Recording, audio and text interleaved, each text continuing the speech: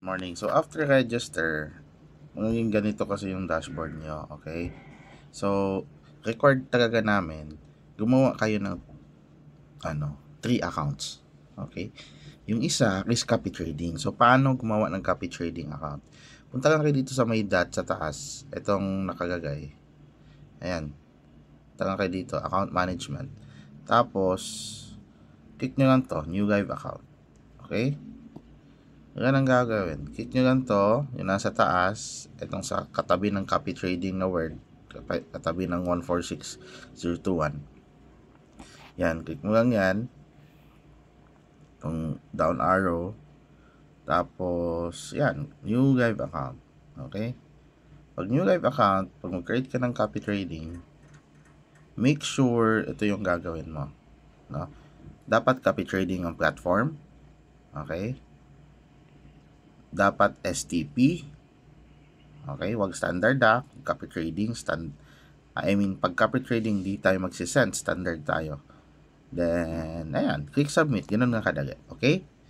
So what if kung gagawin mo send? So simple lang, click mo itong platform fifth. Tapos kung manual tayo for DCA, ito yung gagawin natin. Okay? Yung DCA kasi guys, nagtuturo kami ng manual trading. Pero pwede kayo talaga. Pwede kayo mag-PM sa amin. Pwede kayo mag-join. So, piliin nyo lang dito send STP. Pwede yan. Okay, send STP. Yan. So, okay na yan. Naka-sense mode na yan. Yan ang gagawin. Dalawang send STP. Kasi dapat, gagawa ka rin ng safe, yung low risk, yung DCA natin. Tapos yung pangatlo is gagawa ka rin ng high risk. Okay?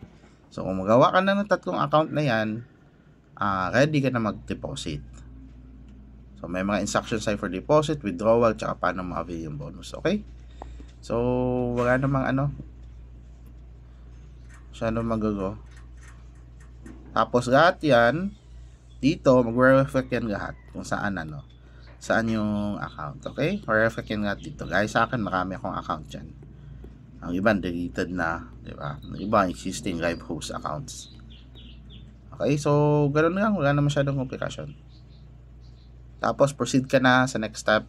Yun yung mag-deposit. Yung step 4, yung bonus. Paano i-activate yun bago ka mag-deposit.